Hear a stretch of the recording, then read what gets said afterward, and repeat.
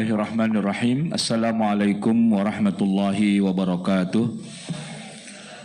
Alhamdulillah alladzi bi ni'matihi tatimmus shalihat. Asyhadu an la ilaha illallah wa asyhadu anna sayyidana wa nabiyyana Muhammadan abduhu wa rasuluh. Allahumma salli wa sallim wa barik ala hadzal nabiyyil karimi Muhammadin wa ala alihi wa ashabihi wa ansarihi wa junudihi wa man jahada fi sabilillahi ila yaumiddin. Amma ba'du. Ikhwati wa akhwati fillah rahimakumullah, hadirin Bapak Ibu jamaah yang dirahmati Allah. Alhamdulillah, bersyukur sekali pagi ini saya bisa hadir kembali di masjid kita yang tercinta ini, Masjid Al-Hikmah ya. Alhamdulillah. Ini ada senior-senior saya, ada Pak Narmodo. Terkait dengan judul yang akan kita bahas, yaitu terkait perbedaan fikih 4 mazhab ya. Awalnya kita akan bicara dulu tentang apa itu mazhab dan kenapa harus pakai mazhab gitu ya Pak ya. Jadi gini Pak, setiap cabang ilmu itu ada pendekar-pendekarnya. Ibarat kata Pak, setiap hutan itu ada rajanya, setiap pasar itu ada jawaranya, gitu, ada premannya lah gitu. Nah, bicara bidang ilmu yang secara khusus ngomongin hukum agama, baik itu terkait masalah ibadah, muamalah dan seterusnya, maka kalau semesta pembicaraannya adalah apa hukumnya, nah itu Pak, spesifikasi bidangnya adalah ilmu fikih gitu namanya Pak. Nanti selain ilmu fikih ada ilmu-ilmu yang lain, ada ilmu tafsir, ada ilmu hadis, ada ilmu usul fikih, ada ilmu tauhid, ilmu sirah, ilmu-ilmu banyak gitu ya, cabang-cabang ilmu. Nah, tapi kalau kita ngomongin ini hukumnya gimana?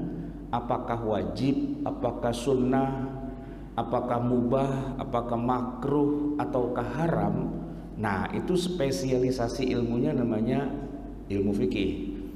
Jadi nanti pendekatannya jadi agak kacau gitu Pak, kalau pendekatannya bukan pakai ilmu yang sesuai gitu Pak, nggak nyambung ya. Makanya sering kita agak rancu ketika ada orang mengatakan perbuatan ini hukumnya bid'ah gitu. Itu nggak nyambung Pak, karena bid'ah itu bukan istilah yang digunakan untuk memberi status hukum. Tidak ada hukum itu bid'ah.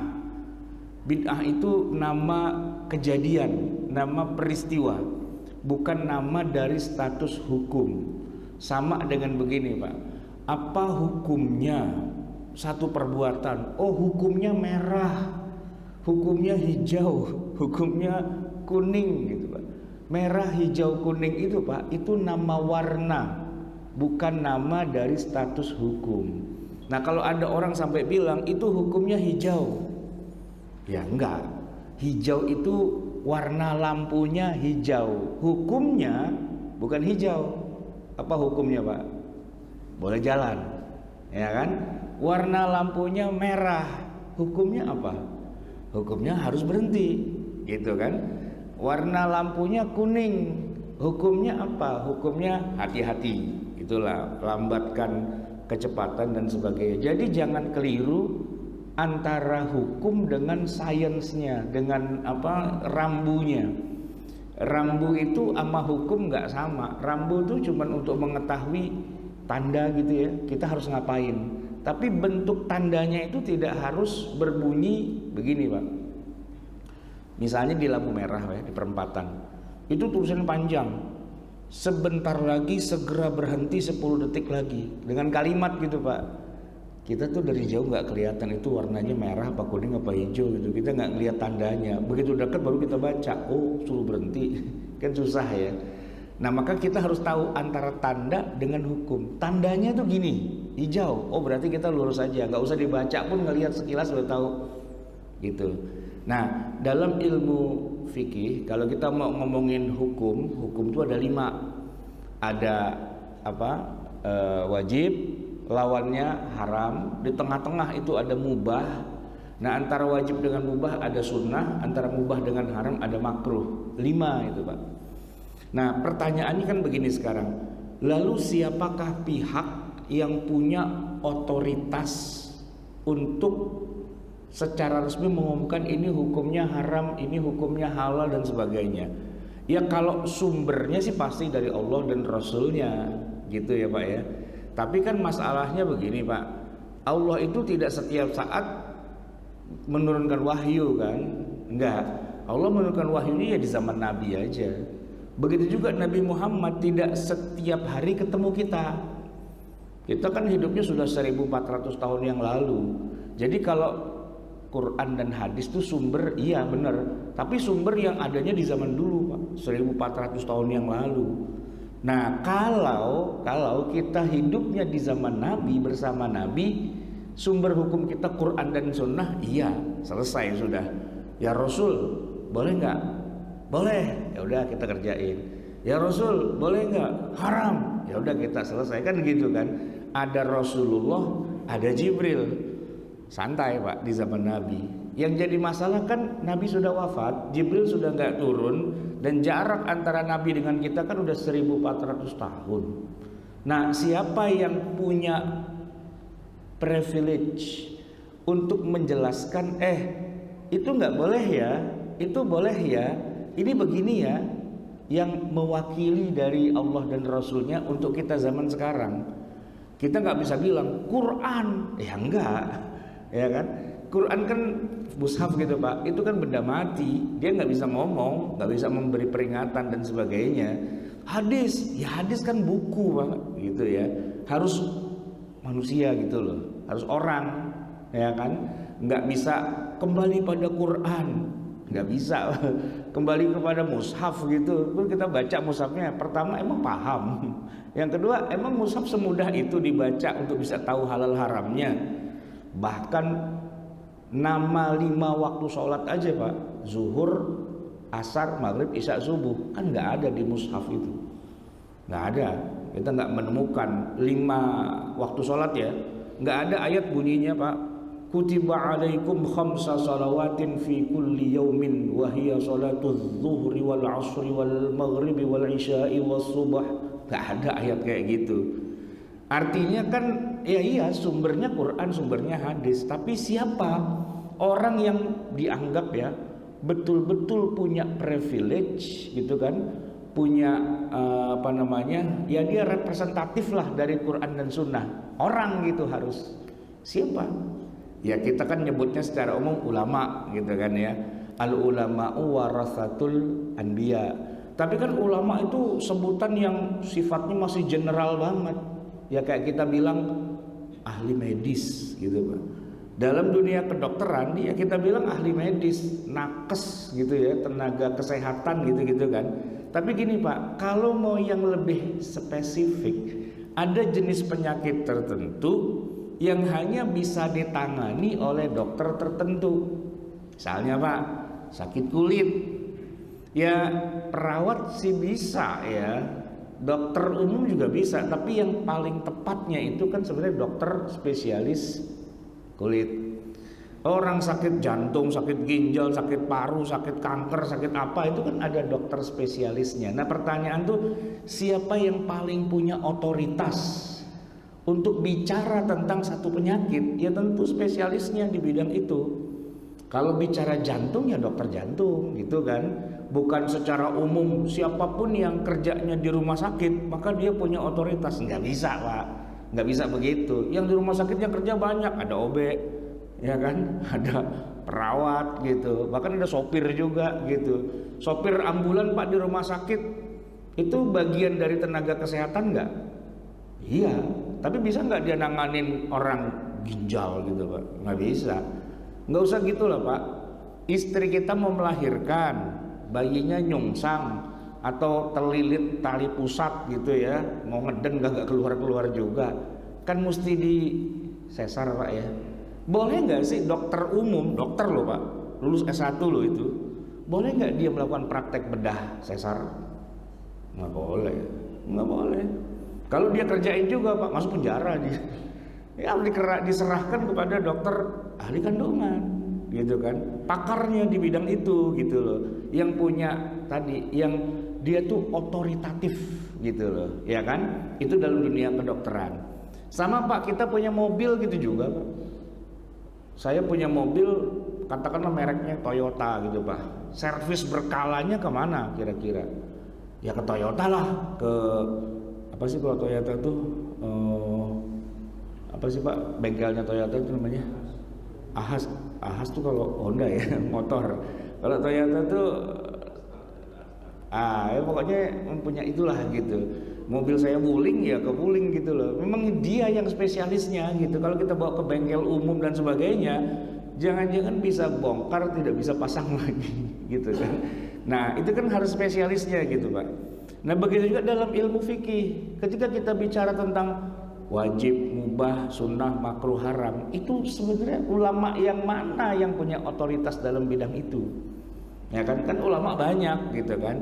Nah yang spesialisnya itu ya ulama ahli fikih gitu. Spesialisnya memang ya kepada mereka itulah kita bertanya, ini hukumnya apa? Ini hukumnya apa? Gitu kan. Nah ulama ahli fikih itu ada banyak Pak. Ada banyak. Karena pendapat-pendapat dalam ilmu fikih itu ada ribuan gitu Pak ya. Nah maka kalau kita mau bikin semacam kayak klasifikasi gitu ya, dari sekian banyak aliran ilmu fikih di dunia ini, dari sejak zaman abad pertama Hijriah setelah Nabi wafat itu ya, sampai sekarang abad ke-14 masuk abad 15 Hijriah, maka semua itu mengkristal itu maksudnya terkonsentrasi gitu Pak pada 4 kutub besar. Kalau dalam bola bumi itu kan kutub utara, kutub selatan gitu ya. Nah kalau dalam dunia ilmu fikih kutubnya itu ada 4 gitu, yang jadi pusat lah begitu, yang besar sekali. Kenapa 4 ya? Karena dari 12 abad ini ya yang survive, yang tetap diminati, dipakai orang sedunia itu 4 itu Pak. 4 itu, yaitu mazhab Hanafi, Maliki, Syafi'i, Hambali. Di luar itu apakah ada ulama? Banyak, beribu-ribu gitu kan. Yang bukan ulama juga banyak gitu kan. Tapi masalahnya sekarang kayak gini Pak. Nih Pak ya, ada orang sakit. Kalau level yang paling bagusnya kan misalnya nih Pak ya, kalau jantung tuh kemana Pak? Rumah sakit yang paling dijadikan rujukan tuh kemana? Harapan kita gitu kan ya. Tapi kalau yang ya levelnya nggak terlalu mau yang spesialis, ya dia ke rumah sakit umum aja, RSUD paling-paling gitu ya kan. Kalau yang lebih rendah lagi paling-paling dia ke puskesmas gitu kan. Sakit jantung ke puskesmas, bener nggak Pak? Ya udah bener sih, cuman levelnya ya puskesmas gitu loh. Atau malah dukun, bukan dukun sih Pak, herbalis gitu. Sakit apa nih? Waduh saya sesak napas nih, udah nih kasih minum madu, habatus sauda dan sebagainya gitu-gitu lah Pak, obat warung gitu istilahnya. Ya kan beda hierarki Pak, beda level gitu. Kalau kita mau yang ditangani oleh yang spesialis banget dalam bidang itu ya harapan kita gitu ya. Kalau otak kemana? Ada rumah sakit otak tuh Pak di Cawang gitu kan. Nah gitu. Jadi rumah sakit pun ada spesialisasinya. Nah kalau kita ngomongin 4 mazhab, itulah spesialisasinya Pak. Jadi kalau saya bilang kenapa sih kita harus pakai mazhab? Bukan harus pakai. Maksud saya gini, Anda sakit jantung, ya harapan kita lah tempatnya gitu loh. Bukan puskesmas ya. Tapi kenapa nggak boleh pakai puskesmas? Boleh, siapa bilang nggak boleh. Tapi kan levelnya beda. Level puskesmas sama level rumah sakit yang spesialis di bidang itu beda. Biasanya dokternya kalau udah nggak kuat nanganin, ya kasih surat pengantar, kesana aja deh, gitu Pak. Nah yang nggak suka ngasih surat pengantar tuh biasanya tukang obatnya. Nggak usah ke sono, dokter tuh nggak ada gunanya, gitu. Rumah sakit nggak ada gunanya. Ini obat saya aja nih, udah menyembuhkan beribu-ribu macam penyakit. Nah, itu khas tukang obat gitu kan. Tukang obat Pak kerjaannya tuh ngejelek-jelekin rumah sakit pasti, ngejelek-jelekin dunia kedokteran dan sebagainya. Kenapa? Ya orang dia lagi jualan, dia butuh konsumen dong gitu. Masa dia bilang, waduh ini penyakit susah nih Pak, saya rekomendasi Bapak ke rumah sakit jantung aja deh. Mana mungkin tukang obat ngomong kayak gitu. Tukang obat akan mengatakan bahwa saya lah orang paling pintar di dunia dalam masalah ini. Gitu, nggak usah ikutin rumah sakit itu, sesat itu, bid'ah itu, gitu. Ya gitu Pak.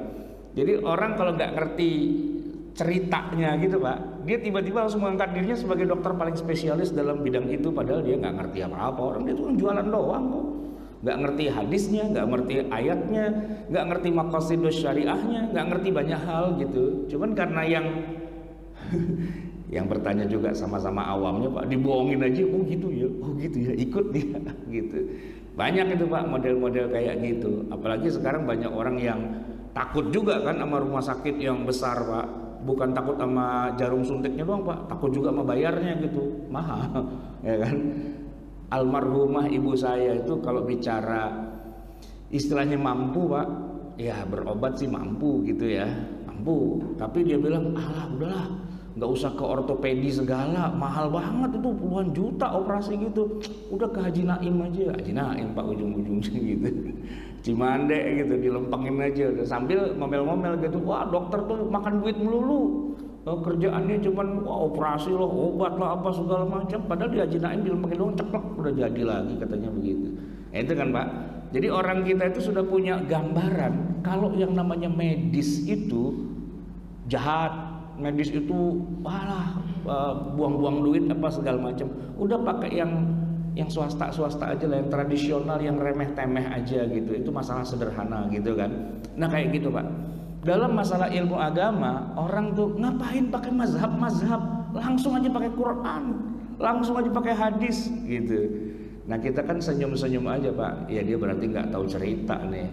Kenapa pakai mazhab? Karena itu yang otoritatif gitu. Ya maksudnya otoritatif itu gini Pak, mazhab itu udah 12 abad usianya. Sepanjang itu yang menjadi ulamanya itu bukan cuma satu orang Pak, ribuan orang terus-terusan nggak putus gitu. Itulah yang dipakai orang selama ini.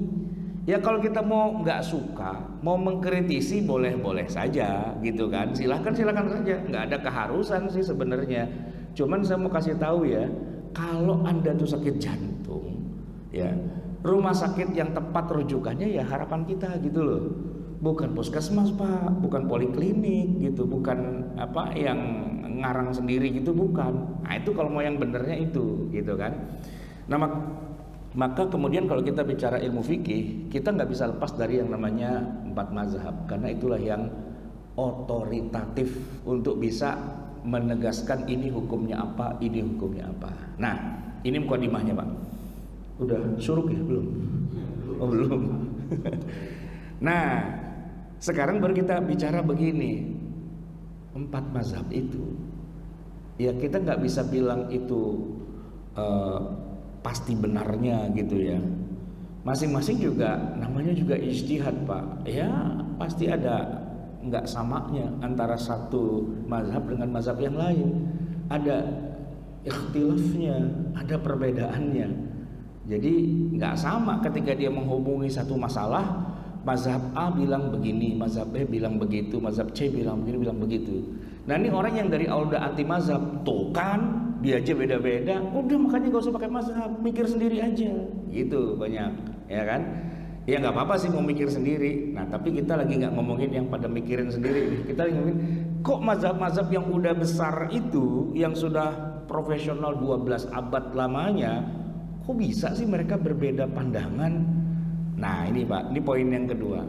Jamaah sekalian, kalau urusan berbeda pandangan, nggak usah ngomongin mazhab, ngomongin para nabi dan rasul. Semuanya itu kan utusan Allah.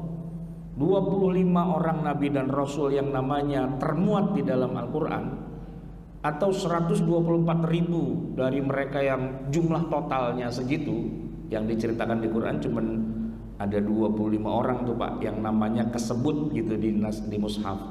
Tapi kalau yang nggak kesebut, lam naqsushu alaihim, ya, yang kami tidak ceritakan pada kamu, itu kalau dalam hadis disebut ada 124.000 nabi, 300 diantaranya rasul.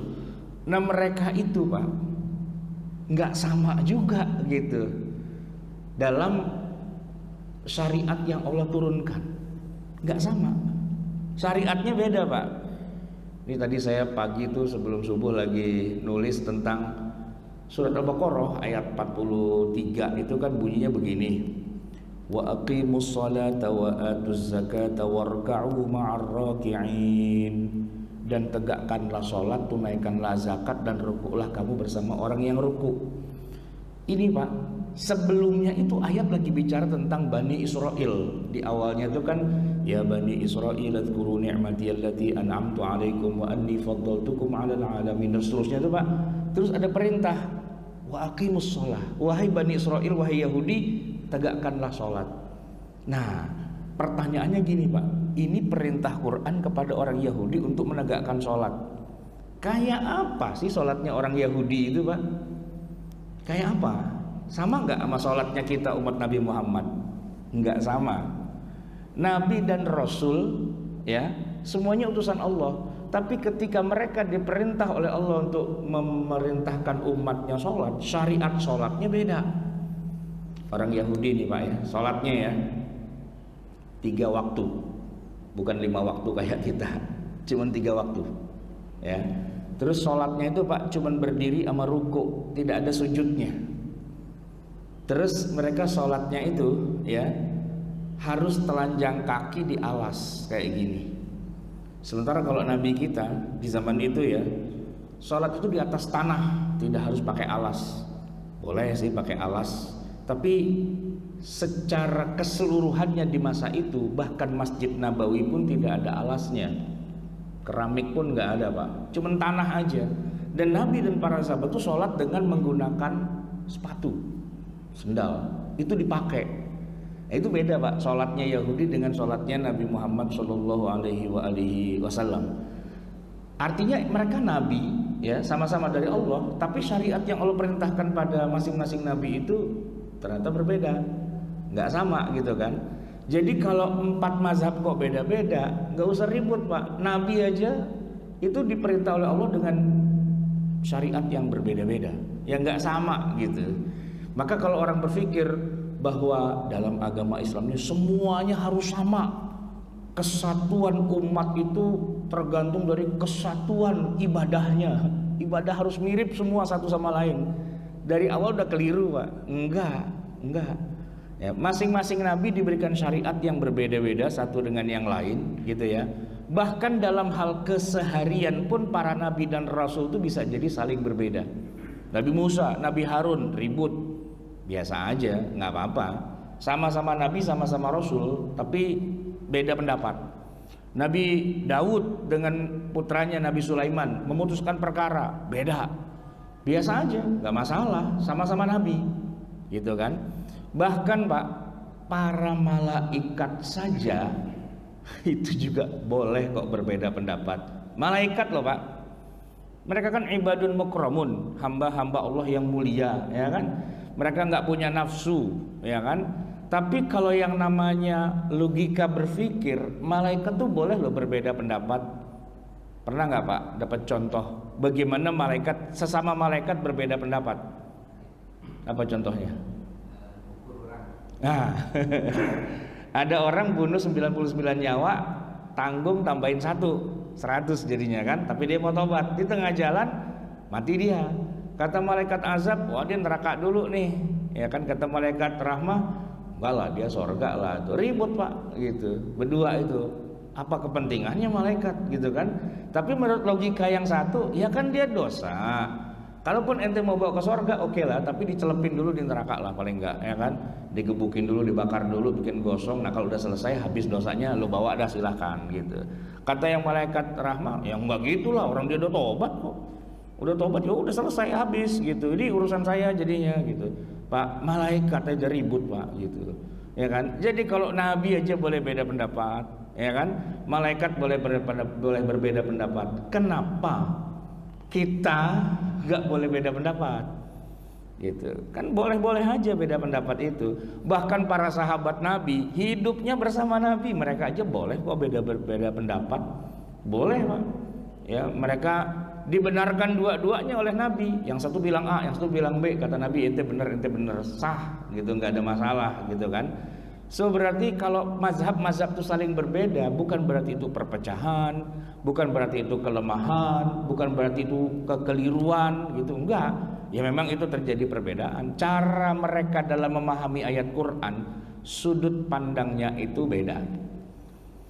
Kalau dalam dunia tafsir Pak, pasti kita akan selalu ketemu dengan dua pendapat sahabat utama, antara Ibnu Abbas radhiyallahu an dengan Ibnu Mas'ud. Pasti itu bentrok terus tuh Pak.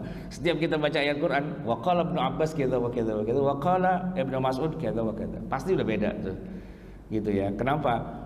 Ini saya lagi nulis nih Pak tentang satu ayat gitu. Ini maksudnya gimana ya? Buka nih Pak Al-Qurtubi gitu misalnya, atau bukalah katakanlah Mafatihul Ghaibnya Ar-Razi gitu. Lah kok pendapatnya beda-beda ya gitu.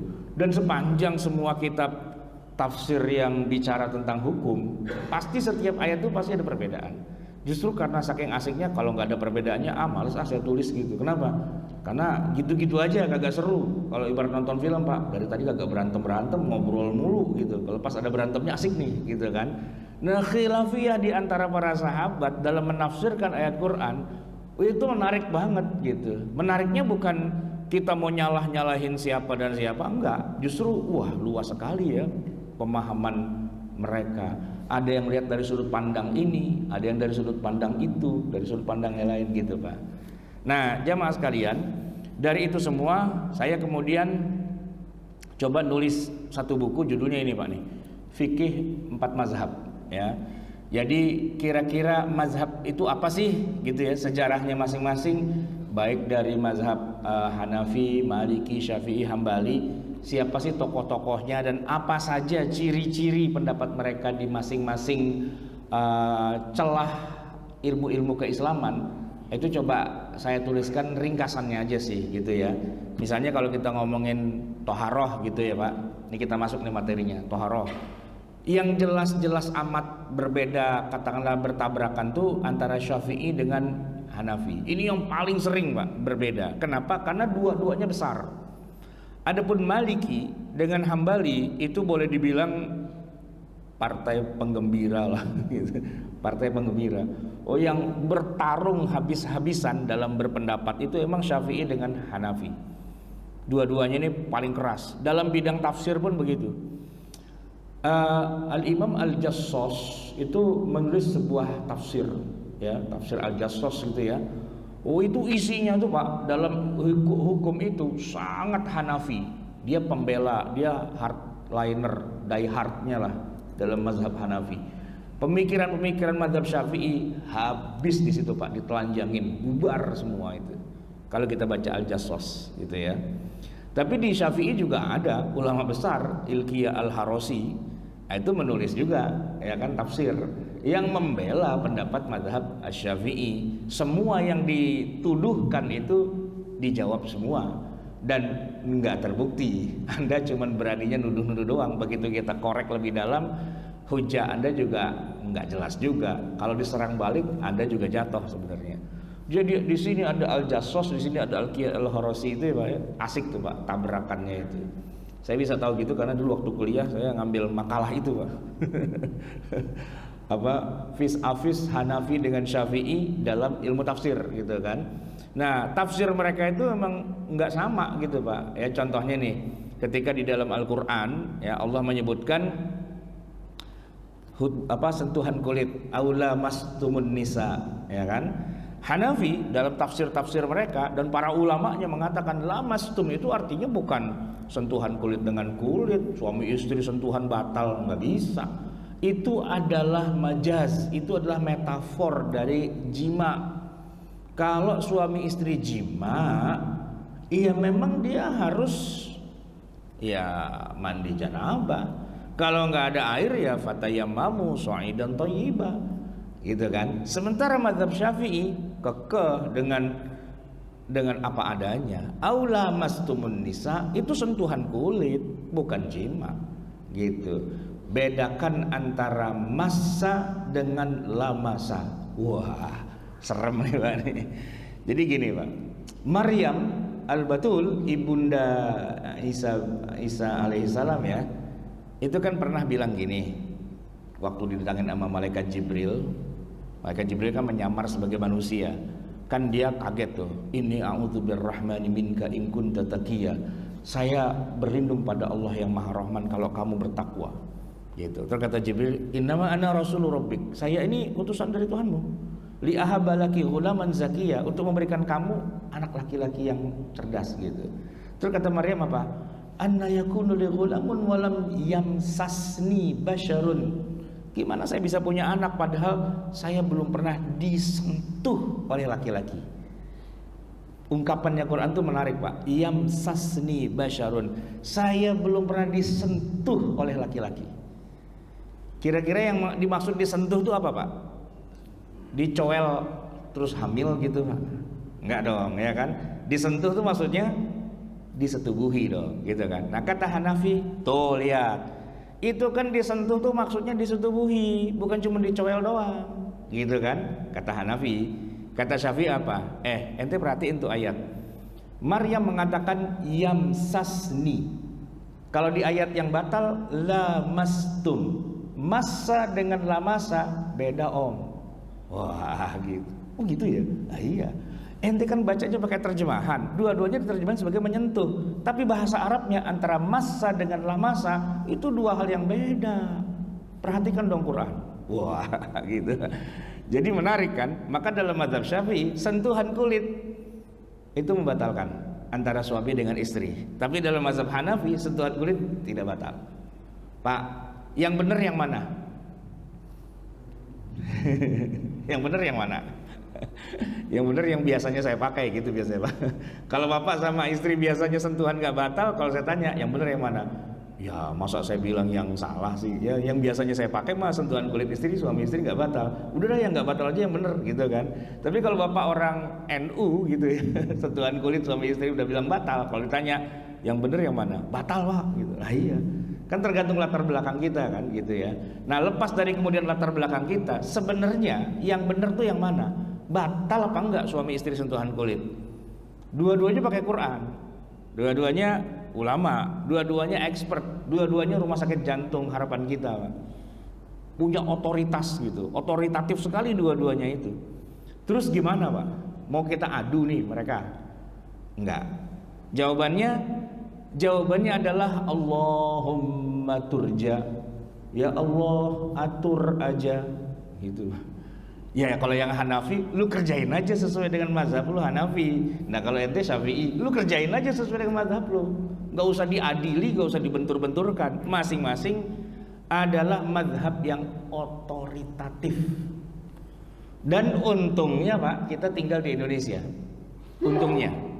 Kenapa? Karena kita tinggal di negeri yang nggak bercampur itu Pak. Antara dua mazhab itu nggak bercampur. Penduduk Indonesia itu termasuk negeri yang homogen. Satu mazhab saja yang berkembang. Ya kan? Seperti juga India, satu mazhab saja yang berkembang. Yang agak susah tuh Pak, kayak Syria, Mesir dan sebagainya. Itu susah. Karena di sana dua-duanya tuh eksis Pak. Jadi kalau berantem tuh kelihatan banget gitu. Nah kalau India santai Pak. Kenapa? Seluruh masyarakat India IPB Pak, oh IPB ya, India, Pakistan, Bangladesh. Itu mazhab yang berkembang di sana hanya Hanafi. Hanya Hanafi. Nah kalau udah hanya Hanafi Pak, diuntungkan, nggak akan ribut. Karena satu negeri semua punya pendapat yang sama. Sentuhan kulit suami istri kagak batal. Gitu kan? Nah kita Indonesia, Malaysia, Brunei, Singapura, Thailand, itu Asia Tenggara, semuanya Syafi'i. Nah kalau semuanya Syafi'i santai Pak, sentuhan kulit suami istri emang batal, udah kan selesai kan. Dan dua negeri itu berjauhan, nggak usah ribut kan, gitu. Kalau mau ribut nanti pas ketemu lagi umroh, lu kok kagak batal, lu kok batal, gitu paling-paling, ya kan. Jadi aman Pak. walaupun ada perbedaan tapi aman karena nggak saling tahu gitu Pak. Kalau saling tahu dan awam berantem itu Pak. Mendingan nggak ada yang tahu aja sekalian gitu. Nah kayak gini Pak, kayak kita di Indonesia ini rata-rata orang kalau baca Quran kan alirannya, qiraatnya kan hafaz dari Asim ya. Udah santai aja, nggak ada pada ribut-ributnya. Coba deh sekali-sekali ada orang dari Tunis atau dari Maghrib datang ke Indonesia, dia jadi imam, tuh dia baca ya yukhadi'una Allah walladzina amanu wa ma yukhadi'una illa anfusahum. Yang belakang kan teriak subhanallah. Apa yang subhanallah? Kalau yang pertama yukhadi'una, tapi yang kedua wa ma yakhda'una, bukan yukhadi'una gitu. Di sana Pak mushafnya dua-duanya yukhadi'una. Yukhadi'una Allah walladzina amanu wa ma yukhadi'una illa anfusahum. Coba deh Pak. Kalau di sini tuh ada imam baca gitu, langsung disuruh turun Pak, besok jangan jadi imam. Kalau belum apal jangan jadi imam lah gitu. Padahal qiraatnya mereka di sana memang bunyinya seperti itu. Yukhadi'una Allah walladzina amanu wa ma yukhadi'una illa anfusahum. Kita bacanya enggak gitu. Yukhadi'una Allah walladzina amanu wa ma yakhda'una illa anfusahum wa ma yash'urun gitu. Kan beda tuh Pak. Tapi untungnya enggak banyak dari imam-imam negara sana yang jadi imam di sini. Aman. Enggak ada masalah. Nggak pernah ribut kan di Indonesia, karena ilmu kayak gitu jarang berkembang di sini. Cuman kalau ilmu fikih, nah ini dia Pak. Kadang-kadang ada orang nyasar bukan representasi dari Hanafi juga sih, tapi nggak tahu dia baca di mana, gitu kan? Tiba-tiba dia jadi agen tidak resmi dari mazhab Hanafi. Yang Hanafinya sendiri belum tentu mengakui sih. Cuman ini dia masalahnya. Tiba-tiba saja dia memainkan ya peranan seolah-olah gitu ya dia representasi dari mazhab yang lain, padahal bukan gitu.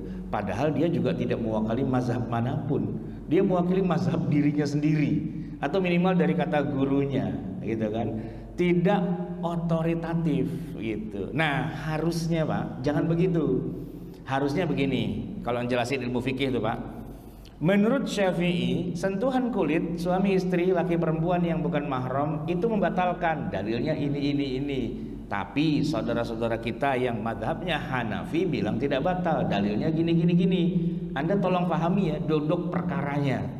Terus kita gimana? Ya kan Anda madhabnya Syafi'i, jalanin aja sesuai dengan madhab Syafi'i. Jangan malah disengaja dibentrok-bentrokin, sesuai aja. Karena yang sudah kita pelajari itu sangat otoritatif gitu, nggak ada yang salah gitu. Kita toh tidak lebih pinter daripada para ulama yang besarnya itu kan. Tapi kalau Anda mau pakai yang beda, jalan sendiri, ngawur sendiri dan sebagainya, monggo silahkan. Tapi jangan dakwah ya gitu loh. Jangan dakwah itu maksudnya jangan di tengah masyarakat awam terus ngajarin yang enggak gitu. Semakin bikin kacau dunia persilatannya itu Pak. Ya, harusnya menurut saya tuh gini aja, jujur aja gitu. Jujur tuh maksudnya ya jujur, kalau Syafi'i begini, kalau Hanafi begini, kalau Maliki begini, kalau Hambali begini. Cuman kan nggak semua kita pernah belajar kayak gitu Pak.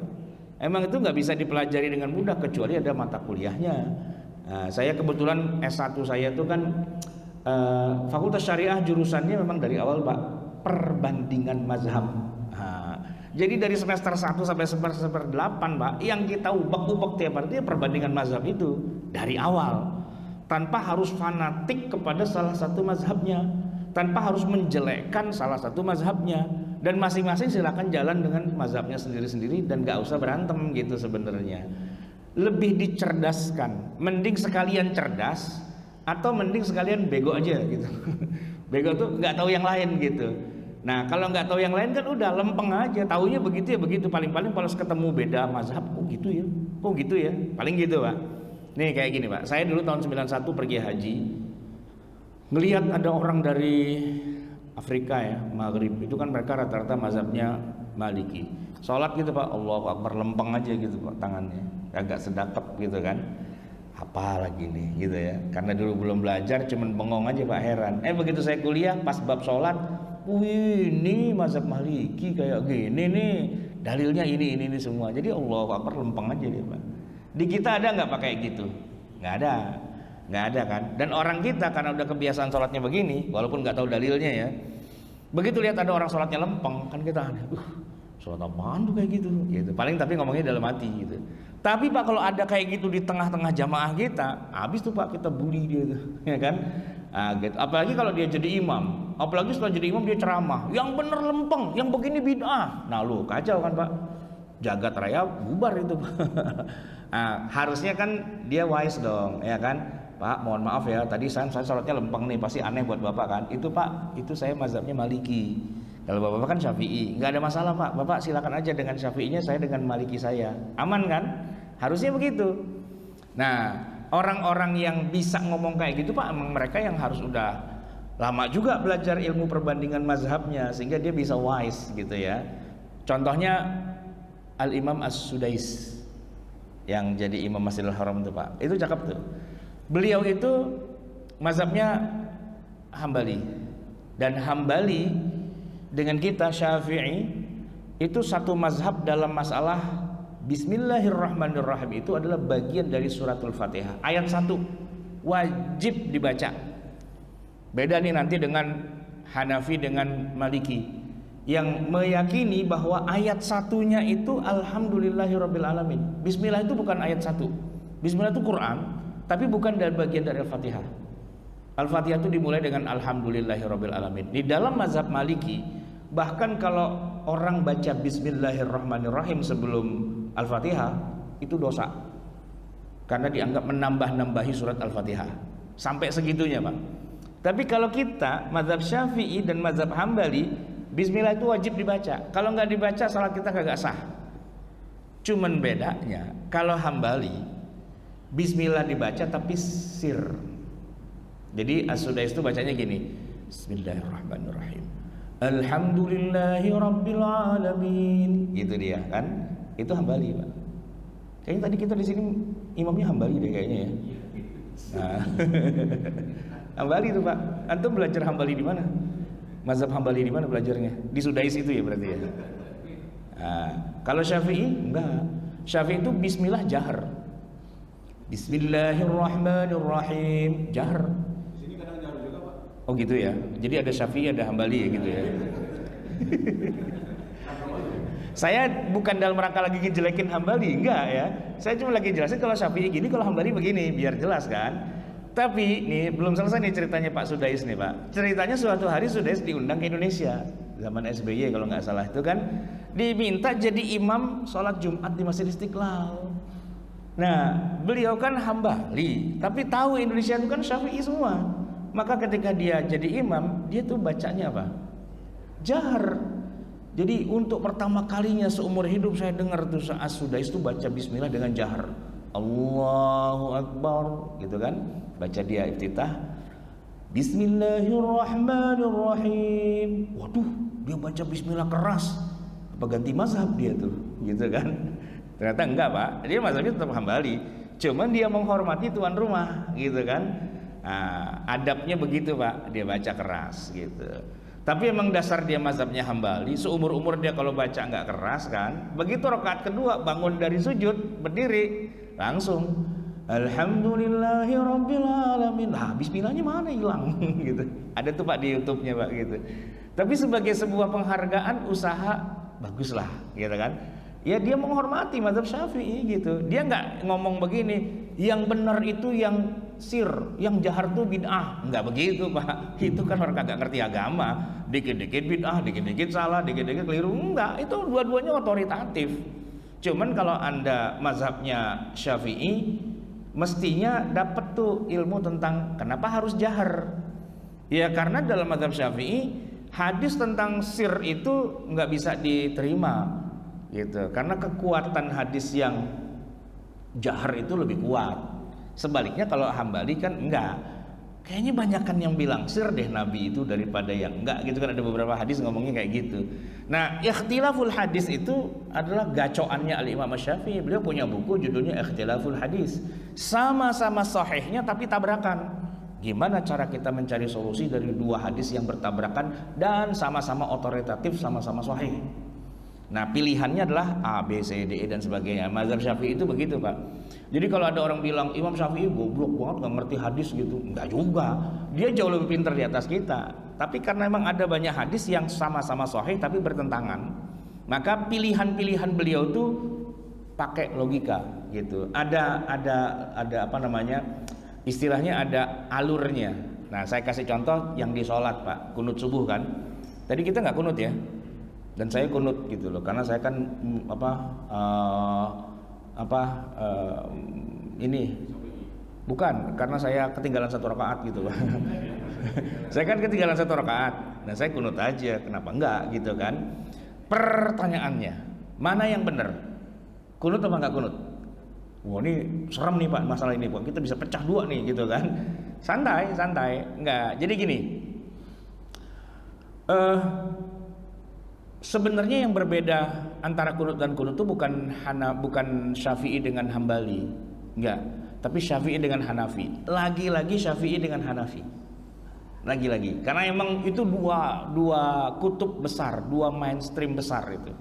Jadi kalau kata Hanafi itu gini Pak, tidak ada satupun hadis yang bisa kita jadikan dasar bahwa Nabi tetap kunut subuh. Benar Nabi itu kunut selama sebulan, itu hadisnya sahih. Tapi setelah itu kan Nabi menghentikannya. Jadi ada kunut itu kalau cuma nazilah doang selama sebulan, dan itu bukan cuma subuh 5 waktu, zuhur, asar, maghrib, isya, dan subuh juga. Emang benar? Udah habis ya? Gak apa-apa?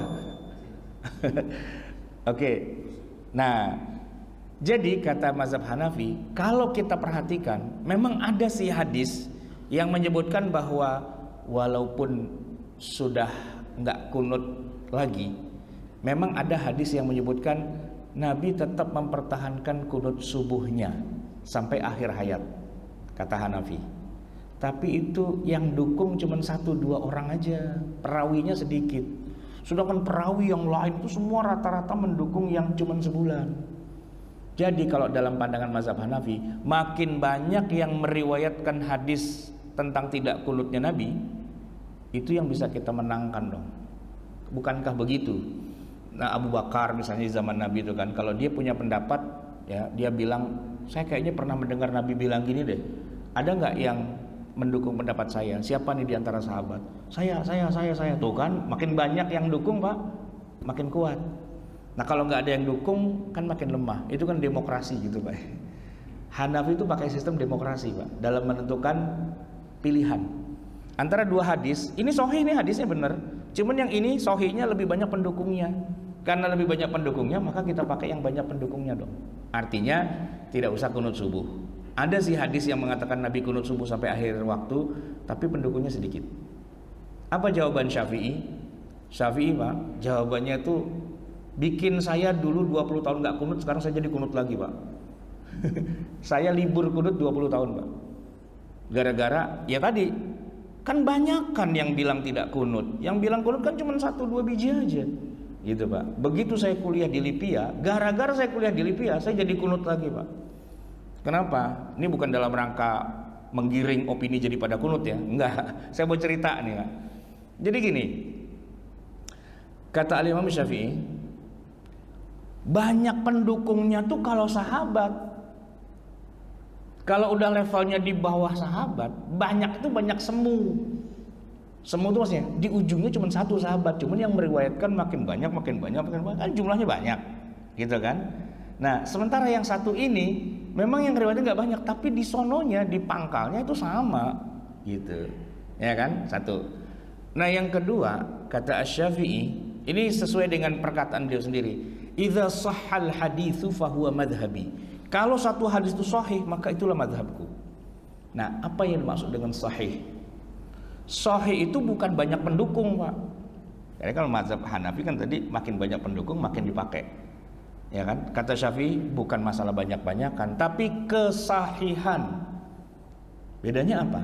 Sahih itu riwayatnya dari si yang menyampaikan hadis itu ke gurunya, itu dijamin tidak ada masalah. Orangnya thiqah lewat jalur yang thiqah. Jadi an Rasulillah. Kalau jalurnya thiqah Pak, walaupun yang meriwayatkan nggak banyak, nggak apa-apa. itu jauh lebih penting daripada jumlah yang banyak. Contoh nih Pak, Al-Imam Syafi'i itu kan muridnya Imam Malik ya. Imam Malik itu guru dari semua guru ilmu hadis, ya kan? Kalau Imam Malik sudah meriwayatkan sebuah hadis, apalagi dari gurunya yang juga hebat, Nafi', dan Nafi' itu meriwayatkan dari Abdullah bin Umar radhiyallahu an, maka itu silsilah zahabiyah. Walaupun yang meriwayatkan satu orang, Nabi Ibnu Umar. Ibnu Umar itu satu Pak, ke muridnya yaitu Nafi'. Nafi' itu satu orang, Nafi' ke Imam Malik satu orang juga. Tapi kualitasnya begini Pak, kelasnya beda gitu kan. Nah maka kita lebih pilih pendapat Malik dari Nafi' dari Ibnu Umar ketimbang pendapat orang mayoritas tapi siapa lu gitu Pak. Ya benar juga kan kalau dipikir-pikir. Iya. Dan Al-Imam Al-Bukhari kan dia dikenal sebagai penulis kitab hadis nomor wahid lah yang paling sahih. Dia bilang apa? Sesahih-sahihnya sanad itulah yang diriwayatkan oleh Imam Malik dari gurunya Nafi' dan dari gurunya Abdullah bin Umar. Itu as-sahhul asanid atau disebut dengan silsilah zahabiyah, mata rantai emas itu ya begitu itu. Coba Pak, Imam Bukhari dia nggak bilang makin banyak yang meriwayatkan makin kuat, enggak. Tapi makin berkualitas perawinya itu yang makin dipegang. Satu orang ahli dokter kandungan itu lebih penting Pak dari 1000 orang perawat. Siapa? Lu perawat gitu kan. Kalau bayi nyungsang terlilit 2 kali hari-hari Pak, tali pusat itu, yang maju itu satu orang aja, dokter kandungan. Jangan yang maju 1000 mantri. Ngapain lu 1000 mantri maju? Kagak ngerti juga lu urusan. Ini yang pakarnya gitu loh, kata Syafi'i. So hadis kunut subuh itu yang meriwayatkan tuh pakarnya, nggak penting jumlahnya banyak. Nah hadis ini diriwayatkan dari fulan kepada Rasulullah dengan sanad yang sahih mutlak, bahwa lam yazal Rasulullah sallallahu alaihi wasallam yaqnutu fi subhi hatta faraqad dunya. Nabi tetap pertahankan kunut subuhnya sampai beliau meninggal dunia. Oke, yang sebulan Nabi kerjakan sebulan, setelah itu beliau berhenti. Tapi untuk yang subuhnya hadisnya sahih sesahih-sahihnya karena diriwayatkan oleh orang yang kualitasnya the best dan jalurnya jalur yang paling aman. Itu Syafi'i. Maka umat Islam itu terbelah dua. Yang bermadzhab Hanafi tetap nggak mau kunut, tapi yang bermadzhab Syafi'i tetap kunut Pak, gitu. Dan kunut itu dijadikan semacam ikon akhirnya. Syafi'i apa enggak dia? Cek aja subuh kunut apa enggak, gitu. Teman saya Pak, dia tidak kunut, dari keluarganya, dari masyarakatnya kan begitu ya. Begitu dia punya calon istri, ternyata anaknya Kiai NU, gitu. Kan kunut itu Pak, ya kan? Akhirnya dia bilang apa? Syekh, bagi saya itu dong doa kunut. Buat apaan? Nah, ini besok saya mau ngelamar nih gitu. Terus ditanya kunut apa enggak? Saya udah kadung bilang iya, gitu kan. Terus gimana dong? Ya besok saya mau dites suruh baca doa kunut. Kalau kagak hafal kan kagak jadi gue jadi mantunya. Saya kasih Pak doa kunut gitu kan. Dihafalin Pak gitu. Sampai sekarang dia nggak pernah berhenti kunut. Saya nggak berani bohong sama mertua saya, dia kiai besar gitu kan. Dia kunut tuh tiap hari gitu. Kalau lagi di mana sendirian dia kagak kunut, tapi kalau udah di jamaahnya dia kunut lagi gitu Pak. Ya ini kunut politis sebenarnya Pak, demi mendapatkan calon istri. Nah saya sendiri pribadi dulu kunut Pak sejak kecil itu ya karena keluarga saya orang NU kan kunut lah gitu. Begitu ketemu tadi orang-orang yang bilang nggak ada hadisnya doa dan sebagainya, kagak kunut Pak. Libur saya kunut selama 20 tahun gitu. Tapi begitu ketemu lagi, wah ternyata Syafi'i itu canggih juga lu dalam bikin hujahnya gitu. Saya kunut lagi Pak sampai sekarang. Tapi itu nggak jadi masalah Pak. Hari ini NU Muhammadiyah kunut nggak kunut tuh udah nggak ada lagi ribut-ributnya. Kan udah nggak pada sholat subuh kesiangan mau ributin kunut apa gitu kan. Kalau yang dulu baru kunut apa nggak kunut gitu. Tapi sebenarnya urusan kunut itu kan simple Pak. Kalau kita pakai mazhab Hanafi yang tidak kunut, misalnya dia jadi imam lah ya gitu kan. Kalau masyarakatnya atau di antara jamaahnya ada yang kunut kan dia bisa kasih space. Mohon maaf nih saya nggak kunut, tapi tenang yang Syafi'i kalau pada mau kunut saya kasih space.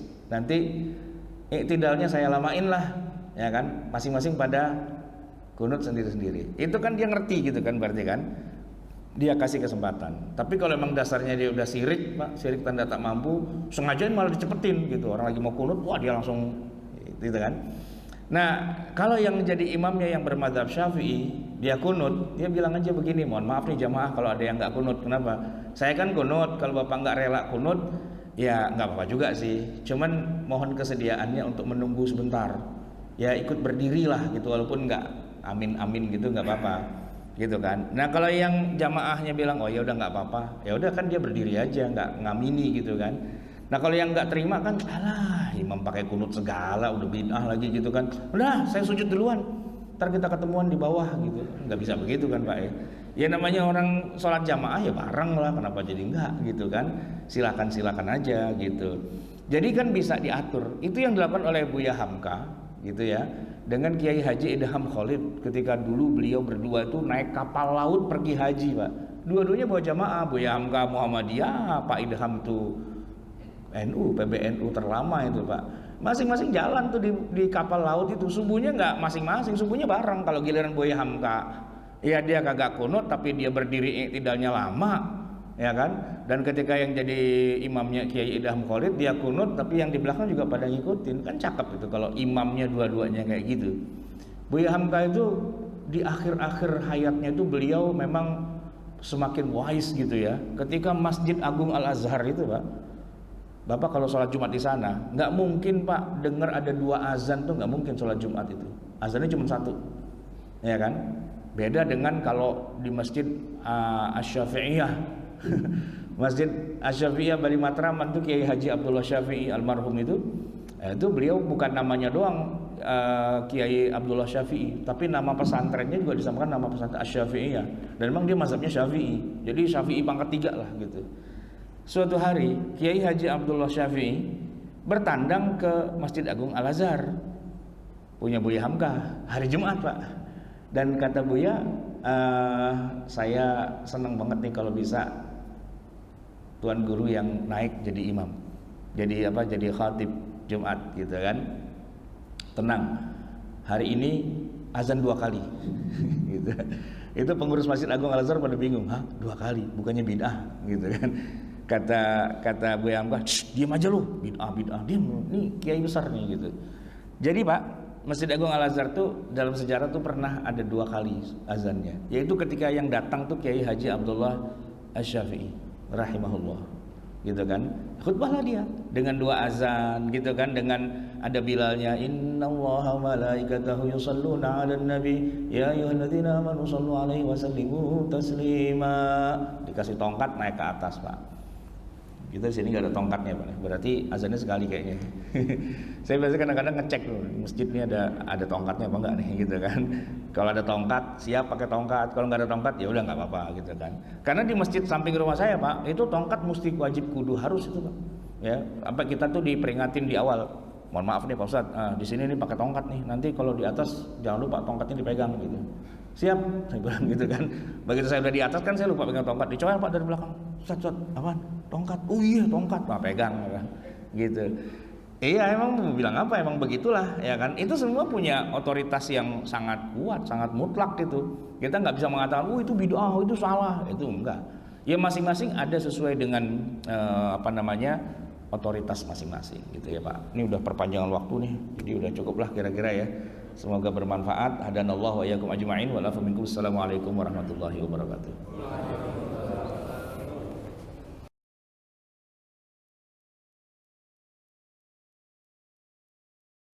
Sebenarnya sih kita semua punya pemikiran yang sama. Cuman mungkin ekspresinya atau cara menyampaikannya mungkin yang beda dan orang menanggapinya dengan cara yang beda. Jadi sebenarnya sih yang enak itu bongkar aja apa adanya. Maksud saya begini Pak, kalau misalnya kita mau bikin pengajian yang memang mau bahas mazhab Syafi'i, ya apa adanya aja. Ini adalah kajian mazhab Syafi'i, baca kitab Safinatun Najah atau Matan Ghaya wa Taqrib atau Fathul Mu'in atau apalah. Judulnya tuh dari awal kajian mazhab Syafi'i, kan gitu ya. Sehingga orang dari awal, oh itu mazhab Syafi'i. Kalau dia merasa, saya mau tahu banyak ya dia ikut ngaji, kan gitu ya. Tapi misalnya katakanlah mazhab yang berbeda, sebutlah misalnya mazhab Hambali gitu misalnya. Nah kalau kita mau buka kajian tentang fikih mazhab Hambali, ya judulnya dari awal memang mazhab Hambali, gitu kan. Ya kitab yang kita pakai ya Raudhul Murbi kayak atau apa segala macam sesuai dengan mazhab Hambalinya itu. Artinya semua itu kan sebenarnya sudah ada kanal-kanalnya, sudah ada kamar-kamarnya. Kayak orang kuliah di fakultas tuh Pak, ada fakultas kedokteran, ada fakultas teknik, ada fakultas apa kan sesuai ada judulnya. Dan nggak harus berantem kan antar fakultas itu, gitu kan? Karena masing-masing juga saling mendukung gitu. Nah problematikanya di situ justru ustadznya nggak ada yang punya spesifikasi untuk spesialisasi gitu loh Pak. Misalnya nih dia dari NU nih gitu ya, kiai gitu kan, karena ngelihat orang sholatnya pada kacau-kacau gitu kan, dimaki-maki aja semua itu salah itu salah itu salah itu, yang benar saya doang gitu Pak, ya kan. Sementara yang disalah-salahin dia nggak dapat tempat di masjid ini, dia bikin lagi masjid yang baru, ya kan, masjid front perlawanan gitu kan, apapun yang berbau Syafi'i habisin di situ gitu kan. Jadi kan gontok-gontokan itu karena sama-sama nggak paham. Padahal sebenarnya itu bisa rukun akur ya ketika saya kuliah Pak. Jadi saya kuliah ini Pak, teman saya ini salah satu Salafi, Wahabi, terus yang itu ada HTI, yang situ ada Jamaah Tabligh tuh Pak, gitu kan, semua satu kelas tuh kumpul. Tapi kata dosennya, kita nggak ngomongin perbedaan kalian ya, ini fikihnya 4 mazhab. Jadi kalian kesini belajarnya betul-betul fikih 4 mazhab dalam arti yang sesungguhnya. Dan mazhab kita boleh berbeda satu sama lain. Tapi yang menarik Pak, dosen saya itu kalau lagi jelasin fikih Hanafi, kita satu kelas tuh Pak berubah jadi Hanafi semua. Saking hebatnya dia menjelaskan betapa kuatnya hujah Hanafi.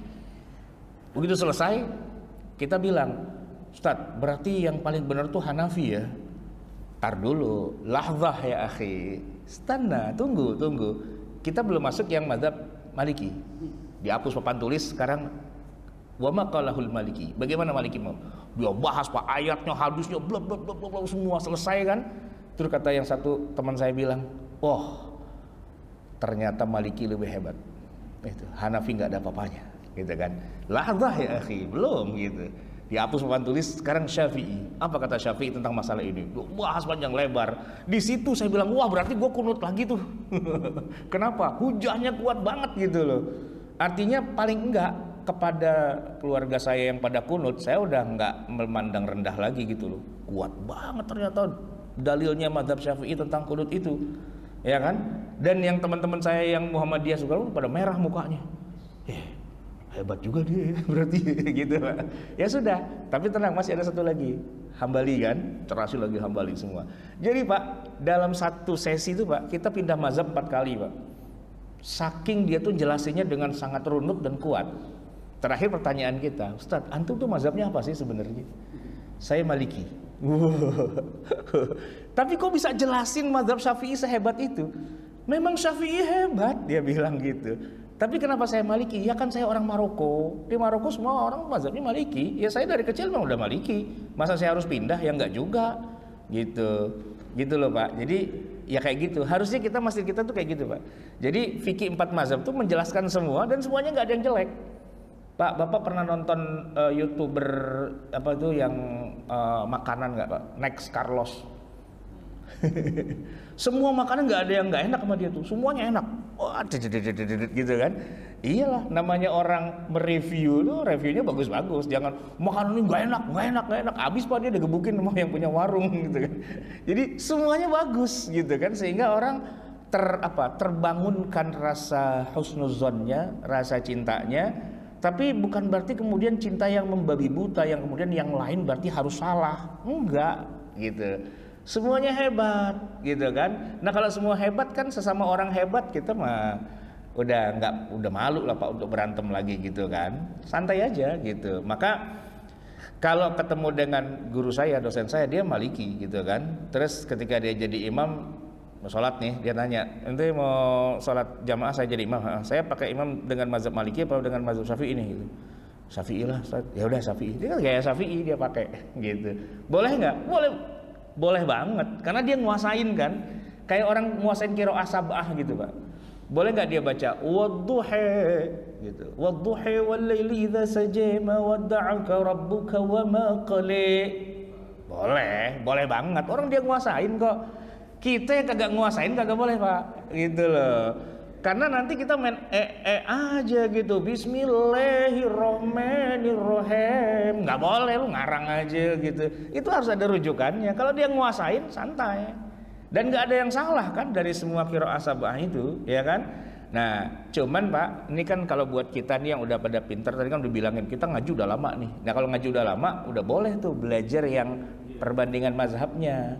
Cuman kalau yang baru datang dia bingung. Ya Allah, ini yang benar yang mana gitu kan?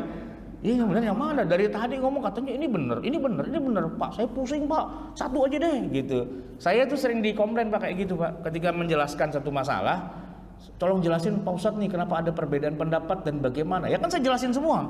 Begitu terakhir dia bilang, Pak Ustadz ini jawaban panjang banget. Jadi kesimpulannya yang benar yang mana Ustadz? Ya lalu masih nanya yang benar yang mana? Yang semuanya benar. Masing-masing tuh kehebatannya ini semua. Enggak Pak Ustadz, saya bingung. Pokoknya kasih tahu aja yang benar yang ini saya kerjain. Udah gitu aja. Kalau yang nggak benar mau saya buang gitu aja. Ini bukan masalah benar kagak benar, woi. Kagak nyambung juga gitu Pak. Kayak gitu kan.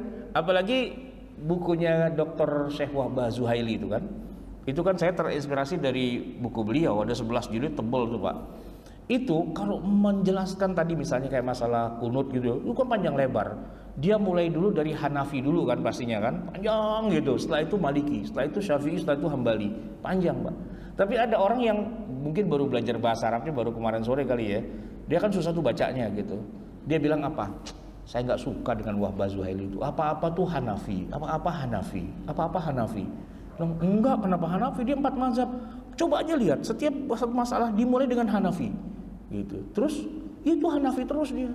Saya bilang, woi, ente bacanya kurang cepat. Kalau ente baca cepat, ntar ketemu Maliki. Setelah itu ketemu Syafi'i, ketemu Hambali.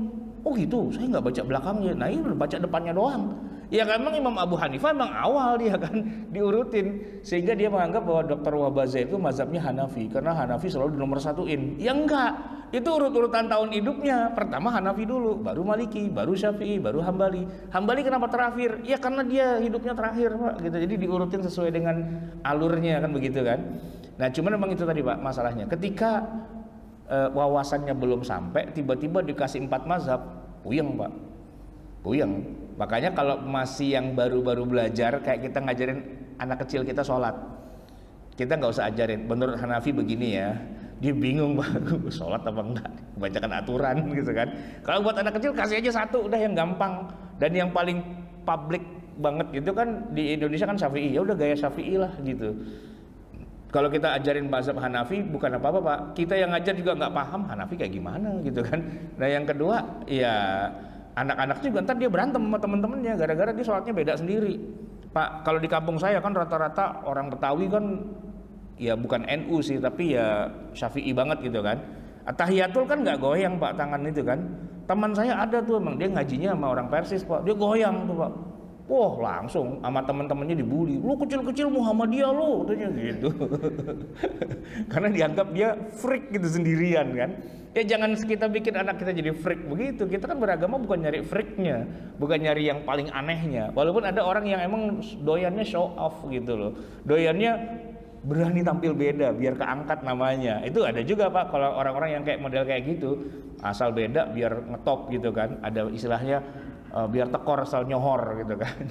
Nah itu kalau yang baru pemula masih cari jati diri, aktualisasi diri. Tapi kalau yang udah ngajinya udah lama, udah nggak mau, cuman mau tahu aja nih kenapa kok ada yang begini, kenapa yang begini tuh ceritanya gimana. Nah itu soal ujian saya Pak, 8 semester ujian saya begitu Pak. Sebutkan perbedaan pendapat para ulama dalam bab kunut subuh ya menurut Hanafi, Maliki, Syafi'i, Hambali dengan masing-masing dalilnya gitu, masing-masing ayatnya apa, hadisnya apa dan sebagainya. Nah itu jawaban bisa 5 halaman, 10 halaman tuh Pak, satu soal doang gitu kan. Mejret itu jawabnya gitu kan. Nah gitu. Walaupun kita nggak berubah, kita cuma tahu aja, nambah wawasan.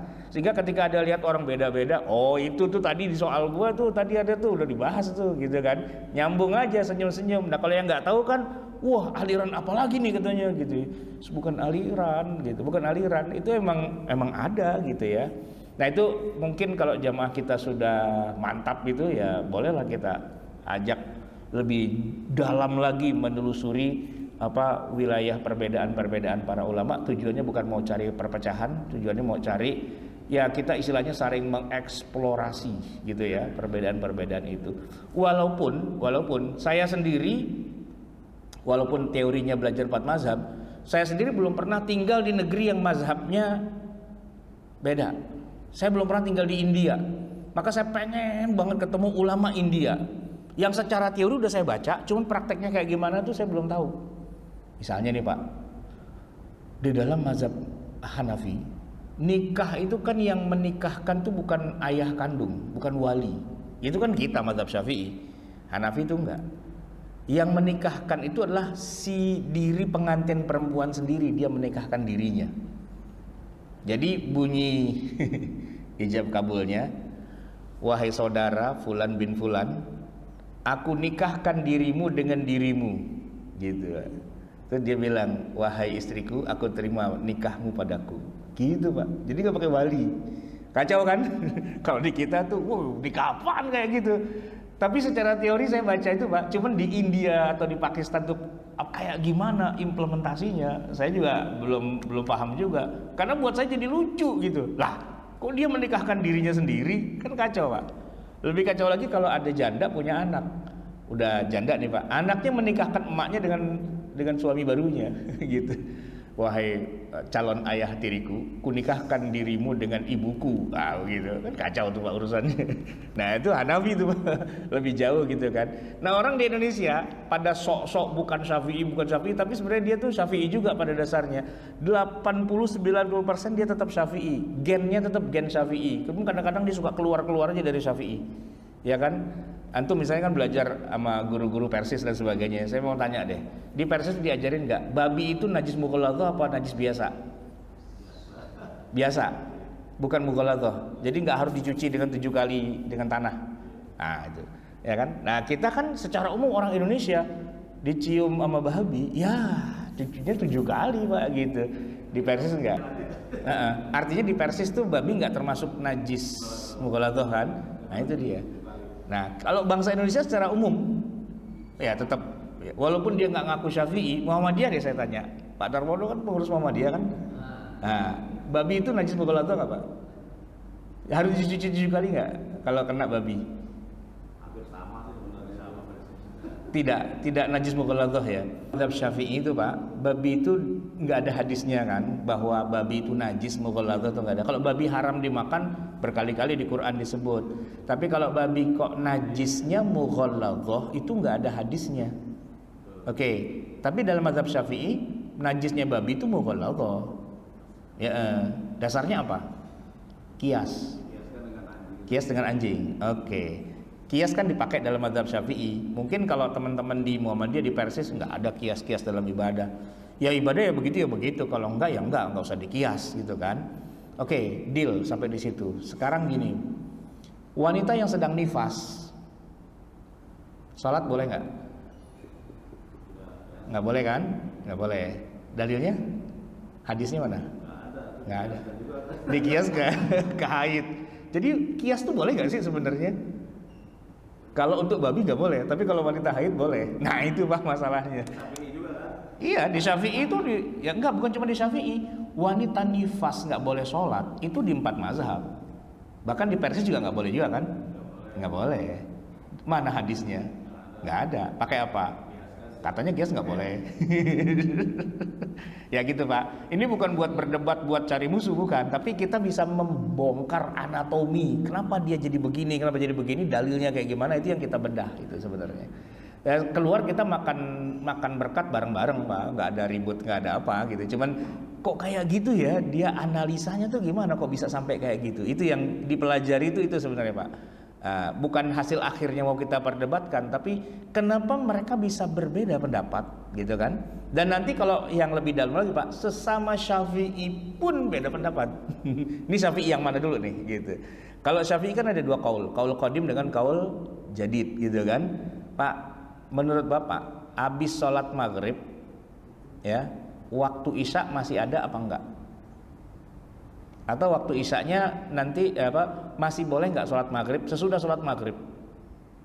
Sesudah sholat maghrib masih boleh nggak sholat maghrib sampai ke isya? Atau begitu udah selesai sholat langsung habis waktu maghribnya? Itu kalau menurut mazhab Syafi'i yang kaul jadid, Pak, waktu maghrib itu cuma untuk 5 rakaat doang. 3 rakaat maghrib, 2 rakaat ba'diyah. Setelah itu habis waktu maghribnya. Jadid. Kalau yang qadim sampai masuk waktu isya. Faktanya orang Syafi'i kan nggak gitu ya sekarang. Iya. Sampai isya juga masih ada waktu. Iya. Iya, nggak masalah. Karena menurut para ulama Syafi'i, khususnya dalam hal ini Al-Imam An-Nawawi rahimahullah, sebagai ya istilahnya sebagai muhakkik dari mazhab Syafi'i, yang lebih kuat dari pendapat Syafi'i 2 itu malah yang qadimnya, bukan yang jadidnya. Gitu. Maka kita rata-rata tuh ya sholat maghrib sampai menjelang isya nggak masalah. Walaupun pendukung yang jadid itu tetap banyak, Pak. Paling nggak di masjid kita ini saya yakin pendukung yang jadid. Pak, suka bikin acara buka puasa kan di sini? Ya. Makan dulu sampai kenyang baru sholat, apa batalin dulu sholat baru makan? Batalin dulu kok, ya kan? Langsung sholat. Saya tanya, kan waktu isyanya masih panjang, waktu maghribnya. Kenapa nggak makan dulu sampai selesai baru sholat? Takut waktu maghribnya habis kan? Ah, iya. Oh berarti kan waktu maghrib kan masih nyambung sampai isya. Ya Bapak boleh buka puasa setengah jam lah, masih ada setengah jam lagi waktu maghribnya. Kenapa sholatnya didahulukan? Karena waktu maghrib tipis banget, gitu kan? Anda batalin aja korma 2 biji sama air seteguk, lah itu sholat jamaah, setelah itu baru makan yang benar. Itu bukan pakai dalil, Pak. Ingin makan enak. Ingin makan enak. Karena pakai kaul jadidnya, Pak, gitu. Walaupun dalam hal sholat praktek sehari-hari kebanyakan pakai kaul qadim gitu kan. Tapi kalau di masjid dia pakai kaul jadid itu. Makanya saya bilang sama pengurus masjid, kenapa nggak dibiarin dia makan dulu sampai selesai semua baru sholat? Wah, kehabisan maghribnya. Lah kan maghribnya masih panjang sampai isya. Oh enggak, maghrib itu cepet katanya gitu. Nah kan, jadid nih berarti. Jadid itu ya kan, bukan qadim gitu loh. Apa sih kodim jadid? Ya lu kagak ngerti dah. Ya kan? Kagak ngerti itu. Nah iya. Ya kayak gitu. Nah, kita bedah itu Pak kayak gitu-gitunya. Oh, kayak gitu sebabnya. Jadi sesuatu yang kita tiap hari lihat, cuman kita nggak tahu nih isi perutnya tuh kayak gimana. Nah, itu kita coba bedah itu isi perutnya. Bukan dalam rangka menyalahkan yang ini, menyalahkan yang itu, enggak. Cuman kita lihat, oh begitu dia pakai pendapat ini nih, itu isi perutnya tuh gitu sebenarnya itu. Ya kan, kita bedah mesinnya, oh kayak gitu mesinnya ternyata gitu Pak. Kita bikin kap mesinnya jadi transparan gitu. Nah kalau yang nggak mau pusing Pak, nggak usah ikut aja, terlalu pusing lagi gitu kan. Nah kalau yang mau tahu kayak gimana kok jadi sampai gitu, penasaran, pengen tahu kayak gimana kok jadi beda kayak gitu. Nah itu banyak Pak. Sesama mazhab Syafi'i itu sendiri beda-beda. Pak, mazhab Syafi'i itu mewajibkan cadar loh buat wanita.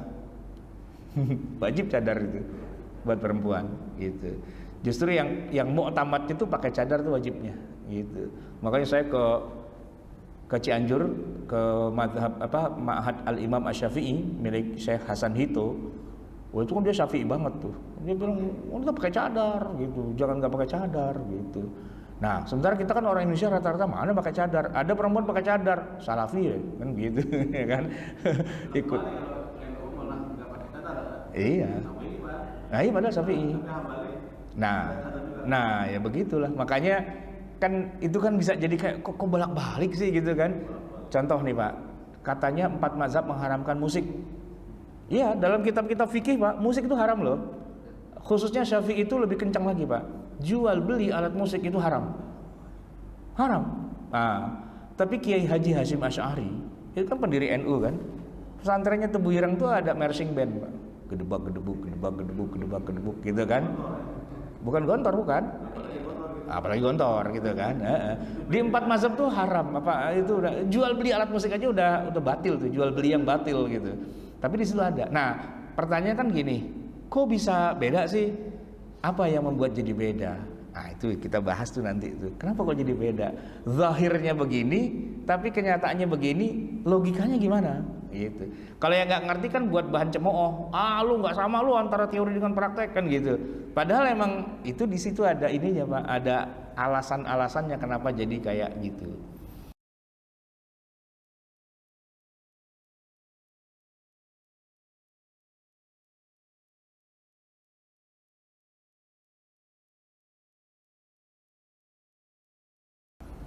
Ya kalau kita belum punya wawasan tentang itu dan kita meyakini yang ini yang benar, yang itu batil dan itu urusan Allah gitu kan.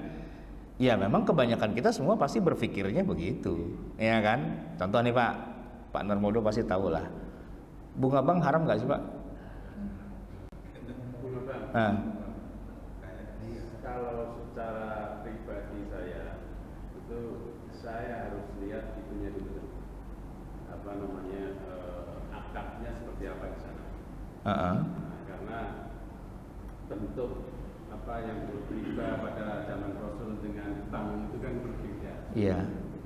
Konteksnya berbeda, situasinya juga berbeda juga. Jadi saya sebenarnya memandang bahwa bunga bank yang ada sebagian seperti deposito, kemudian ada akat-akat yang lain yang bersifat sirka atau investasi, itu sebenarnya tidak haram. Memang ada yang mungkin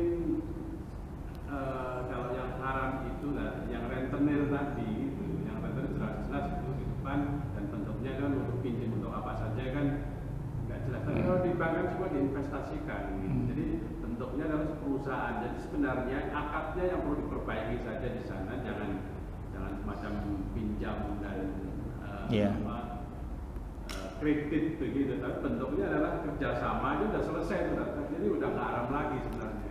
Pak Narmodo punya rekening di Mandiri atau di BCA kan? Enggak, itu aja udah jawaban sebenarnya kan ya. Oke. Pak, boleh tahu nggak Pak, fatwa Majelis Ulama tentang bunga bank itu haram nggak? Nah, bunga bank itu sejauh ini saya pernah membaca mengatakan bahwa itu haram. Oke, Haram. ya sudah. Berarti kalau Pak Narmodo dalam pandangan MUI itu haram dong ya? Iya. Iya. Terus kira-kira ada orang nih baca fatwa MUI itu terus melihat Pak Narmodo, wah, kasihan masuk neraka dia itu gitu. Boleh nggak dia orang berpikir begitu? Boleh nggak kira-kira berpikir gitu Pak? Jangan lah. Ya jangan kan? Nah itu saya kan lagi menjawab pertanyaan Bapak tadi gitu loh.